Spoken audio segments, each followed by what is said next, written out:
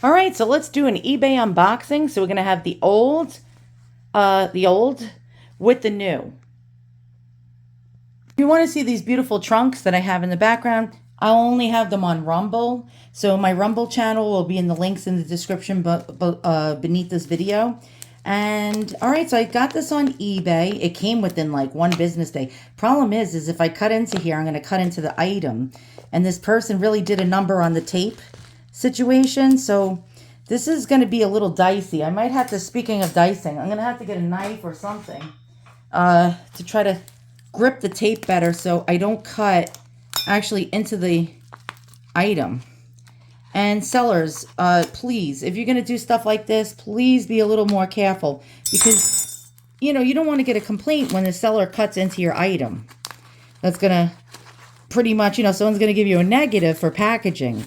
Although this is nice packaging, it's a little too much, if you know what I mean. All right, with the tape and, you know, trying to get into it. So if I wasn't a good archaeologist, I would have just cut right into the item and you would have gotten a complaint or a defect. You don't want that, right? All right, so let's go ahead. Enough of my belly aching, right? And let's get the item in hand out.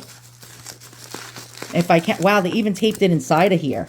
Oh my God, they even taped it inside this little thing. I mean, actually, literally taped it in. There we go, we got it out. All right, so there was very minimal photos on this item. I mean, when I say minimal photos, I'm talking, wait, let me just move my trunks out of the way.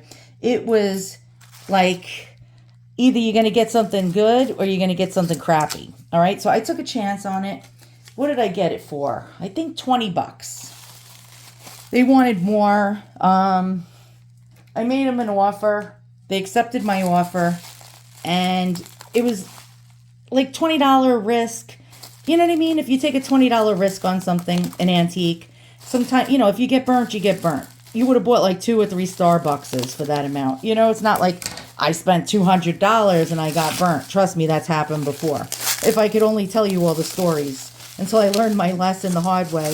If you're not sure about something, first of all, the reason why, you might say, well, ask the seller for more photos. No, no, no. If something is rare, or something, you don't want the seller to raise the price because they'll Google it and find out what it is. Don't start asking questions. This is an eBay 101. If you're a person that collects anything, it doesn't even have to be antiques. Don't start asking a lot of questions. If you could tell from the seller's description that they really don't know what they have there, don't start asking a lot of questions about it, number one. And number two, don't start asking for more photos.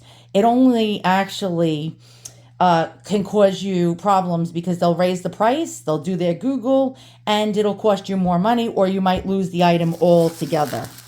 So never ask too many questions. If you have an inkling that something might be very, very rare or worth more than what they sold it for. All right, so more tape. This seller is oh my God, the seller is the taping queen, or can't, look at this. This is fabric, guys, and if I cut into here, by the way, I had spaghetti for dinner. I just realized I washed my hands. That damn spaghetti sauce don't want to come off. This is really not smart. I have to cut basically into fabric to get this out. Now is for the archaeology time.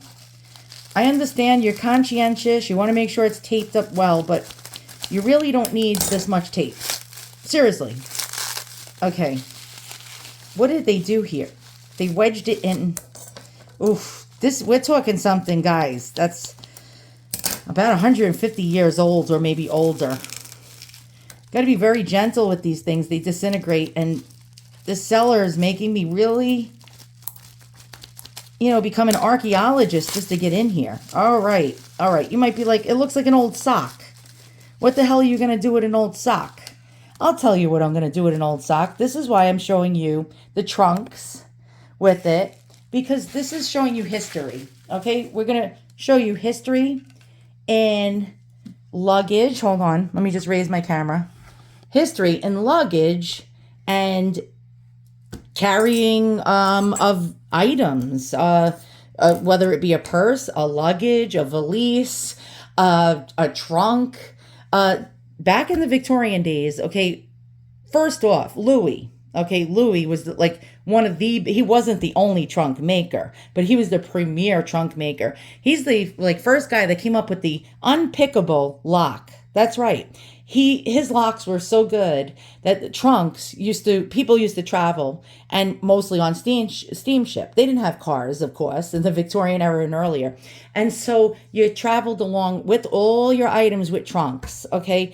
And the problem with that was it was so easy to pick into the locks that a lot of people's things would get stolen on the cargo holds and ships. So Louis came up with a foolproof way to make it so lock pickers could not get into his trunks. And that's and then the luxury of the fact that his trunks were waterproof. That's right, one of the first waterproof trunks, because he used a coated canvas so that when the trunks got wet, it would roll right off the trunks. The water would just roll off like water off a duck's ass. All right. So what we have here is a very old, and let's look close, a very old coin purse. This is a sovereign coin purse. And you're like, what the hell? Basically, a sovereign is I believe, a British coin from the time frame that fit in these purses, because you would hold sovereign coins in here. You wouldn't hold cash money. This wasn't a time when we had high inflation. Like today, 50 cents isn't going to buy us much, right? What can you get for 50 cents? Shit, you can't even get a gumball from the gumball machine anymore. Do they even have payphones? I don't even think they have payphones anymore. So yeah, you didn't carry bills around with you. You carried coins. And so here we have, I don't know if you can see this. This is just stunning. Even with the rust on it, okay? If it has any rust. This is steel cut beads. And so it has a fringe on the bottom. You'll see like a fluted bell over here. And if you look at this purse, okay, yes, it's a purse. It is not a sock. Who carried the first purses? Let's see if you guys in the audience can figure out, was it men or women? If you said women, you're incorrect. Men were the first people to carry purses. And the reason why was because men didn't trust women with their money. Just like my husband doesn't trust me with his money. And so they would carry their stuff around in socks. And then suddenly they started to decorate the socks. Yes, men would carry around decorated socks with sequins and little beads and little really frilly pretty things and tassels. And then women were finally starting to be trusted. And she put those sovereign coins. It could be a coin worth a penny, a dime, a nickel. Back then, a nickel, holy cow, you could buy so much with a nickel it wasn't even funny. All right, so we got these two, what looks like horn of plenties, all right? And if you look close, we got loads and loads of these European steel-cut beads. All right, so this is giving us a clue. Now, on the bottom, it looks like a name. Now, the seller did not show good pictures of it, so I could not make it out. Sometimes people actually put their names in beads in the bottoms of these purses, or put their last name or family given name, and or put the year that it was made. And I'm trying to figure out what this says. Or it could be just a design. Sometimes that happens too. But it looks like it says something, like a word of some sort. Does it say Fran? F-R-A-N-N? I don't know. All right, hold on. We're going to turn this around. Now, generally, these were also known as miser bags or toe socks. And this one is really a unique one because on the very top, we have tooled leather. Okay, tooled leather. Look at this. Now, this is telling me this is from the Grand Tour. I've collected a lot of purses in my day from the Grand Tour, which was going on. It was a coming of age for the youth who were rich. Generally, it would be a young male or a young female who would go chaperone to Europe. And right before they were about to get married and settle down, right when they got out of school, they would go on the Grand Tour of Europe. They would go from country to country to country to look at the architecture, learn about the arts, learn about the culture, learn about the designs, and learn about paintings and many, many different things. And so they would bring back something from the Grand Tour or their tour of Europe. And I believe this is one of these because I collect a lot of these purses, and usually in France, they had this similar closure on the top. And you can see this tooled leather that could be either Italian or Belgian or French. Very interesting. So now this opens up. Look at this. You got to be very careful with these. They disintegrate very easy.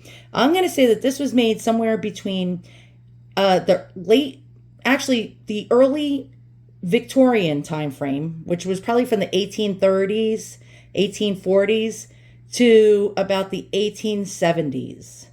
It's very hard to pinpoint an exact age because for many decades they were making these type of purses as late as the early 1900s, the early 20th century. They would have patterns for reproducing these purses, but I can tell without a doubt in my mind that this is yellowed from age, and this is actually antique steel cut beads. Very, very old, and really beautifully handcrafted. This was a major score for what I paid for it. Now let's try to open it, and you got to be very careful with these because they will disintegrate, especially the old leather. And this is in actually remarkable condition. I want to keep it that way. So this opens by method of, there should be a slider. Okay, so there's a slider over here, and I'm going to try to do this gently if I can. And yeah, it's really not easy. There we go. All right, you see that? Now watch this, guys. This is where all the magic starts. When you open it up, usually this was just without this. And it would be like a toe sock, like a toe right here. And on the other side, it would be one long piece just like this.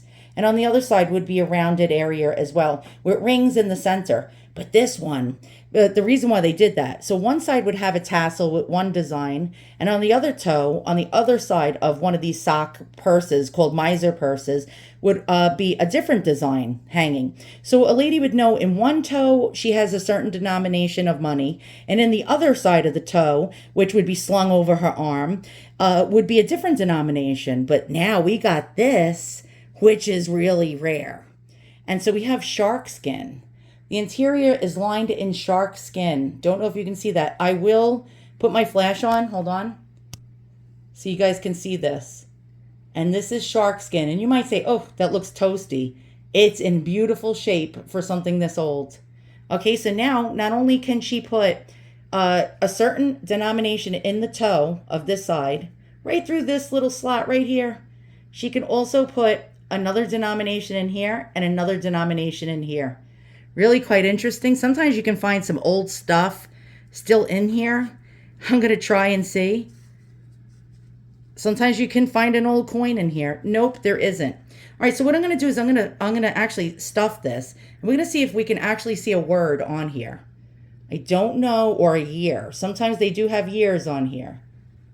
Okay, so I just stuffed the inside of this purse with some tissue, which is generally all you want to do. And sometimes then it'll be easier to see what it says on here. And it's still very hard. It's really hard, but look at this. All right, let's close this. Now, what's cool is I forgot to show you this centerpiece right here has also another section. I'm going to try to open it. Oof, this is so fragile. I'm just going to rest it down here a moment. This section opens up as well. Look at this. Okay. And you really, if you touch these things, you want to go very slowly because they can disintegrate in 2 seconds flat. So I'm going to go with, this is late Georgian, early Victorian to mid-Victorian. Very hard to get a perfect date for it, but I'm going to go with at least 1850 to 1870. And this, boys and girls, is a treasure. Not worth millions of dollars, okay? Not worth thousands of dollars. But if I was to sell this, I wouldn't sell this for less than at least $200 to $475 because I'd never generally see these with these tooled leather tops. It's very rare, or very extremely rare to see them. It's just usually metal. See what the base has going around it? Generally, you'll just see the top. It's just made out of one big piece of steel or iron. And you don't see them with this tooled leather, making it all that much more rare.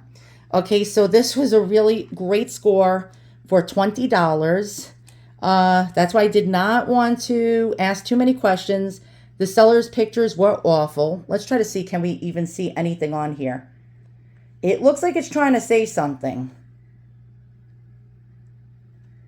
But I guess we will never know. I'm going to shut my flash off. Hold on one second. Okay, so now We're going to look one more time. I think I see the letter Y. I see an 8. Maybe it's 13, 18. I can't really tell. Let's see. It looks like a pattern of some sort. It could be just a pattern, or it says B-Y-E, buy. I don't know. Imagine it's like one of those 1, 2, buckle my shoe, like a horror film. And the person's like, bye bye. And then all of a sudden I drop dead because I just made this. Like 1, 2, Freddy's coming for you. 3, 4, lock the door. It's like the Divock box. I don't know if you guys ever heard of the Divock box. Divock box? It was like something someone got off of like out of a thrift store. It was an antique box and then all these spirits started coming out of it. Yeah, we don't want that to happen. All right, so this was a great buy. A really, really sensational old purse. Again, probably, I'm going to guess. I'm no expert. And I'm not going to sit here and I'm not going to toot my own horn and say, I know exactly when this was made. Like, I'm not going to be like a Dr. Lori type. She loves to toot her own horn, and as she guesses. Seriously, she does a lot of guessing, guys. Trust me, I know, because I caught her in a couple of faux pas, where she was like, this is absolutely this, and this. And I'm like, no, I've been collecting that for 25 years. It's not that. And yes, I'm not going to act like a Dr. Lori, but damn, this is cool. Okay, this is pre-Louis, baby. Yes, and Louis actually was around since the 1850s, so it might be just around the time of Louis, the real Louis, when he was making trunks. I'm so excited about this. Guys, I have so much passion for this. It makes me so happy. This is a really, a freaking steal. It was a great buy, a fantastic buy, and I'm going to treasure this with all my heart. All right, guys, I'll see you all soon, and so long. There we go. Look at this, the workmanship. They just don't make stuff like this anymore. They certainly do not make things like this anymore, and I'm over the moon over it and love it. All right, guys, I'll see you all soon, and so long.